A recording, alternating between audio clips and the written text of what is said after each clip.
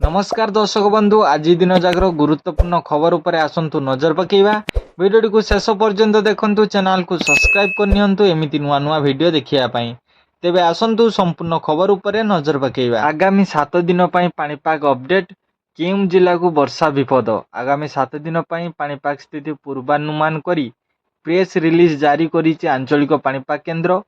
मध्याह्न संध्या समय रे राज्यर अनेक स्थान रे प्रबल वर्षा घड़घड़ी सह कालबैशाखी संभावना रही तेणु विभिन्न जिला को यही समय सतर्क रहा परामर्श देइछि पाणीपाग केन्द्र। आसंता काली अर्थात जुलाई 10 तारिख पई किछि जिला को येलो वार्निंग जारी करी सतर्क करिछि पाणीपाग केन्द्र। एही जिला गुड़िक हेउछि मयूरभंज, केन्दुझर, सुंदरगढ़, झारसुगुड़ा, बरगढ़, संबलपुर, बालेश्वर, भद्रक, जाजपुर, केन्द्रापड़ा, कटक, जगतसिंहपुर, देवगढ़, अनुगुल, ढेंकानाल, पुरी, खोर्धा, नयागढ़, गजपति और गंजाम।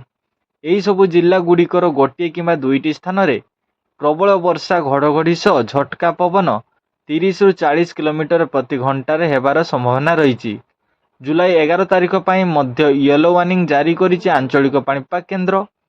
बालेश्वर, भद्रक, जाजपुर, केन्द्रापड़ा, कटक, जगतसिंहपुर, सुंदरगढ़, झारसुगुड़ा, बरगढ़, संबलपुर, देवगढ़, अनुगुल, ढेंकानाल, केन्दुझर, मयूरभंज, पुरी, खोर्धा, नयागढ़, गंजाम और गजपति भली जिला गुड़िक सतर्क रहिबाकु परामर्श दिया जाइछि। मध्याह्न संध्या समय एही सबु जिला गुड़िकर गोटे किंबा दुईटी स्थान रे घड़घड़ी सह झटका पवन 30 रु 40 किलोमीटर प्रति घंटा हेबार पूर्वानुमान करिछि आंचलिक पाणीपाग केन्द्र। जुलाई 12 और 13 तारिख पई अनेक जिला को येलो वार्निंग जारी करा जाइछि।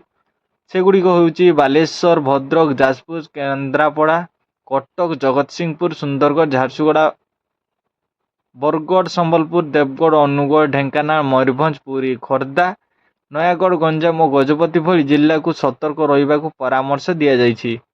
एही सबु जिल्लार गोटे किंबा दुईटी स्थान रे हालुका वर्षा सह झटका पवन 30 रु 40 किलोमीटर प्रति घंटा हेबार संभावना रही।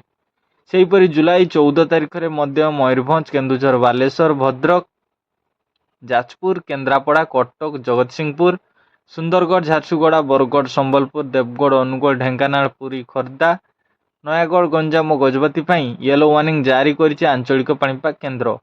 एही सबु जिल्लार गोटे किंबा दुईटी स्थान रे प्रबल वर्षा वज्रपात सह झटका पवन 30 रु 40 किलोमीटर प्रति घंटा हेबार संभावना रही।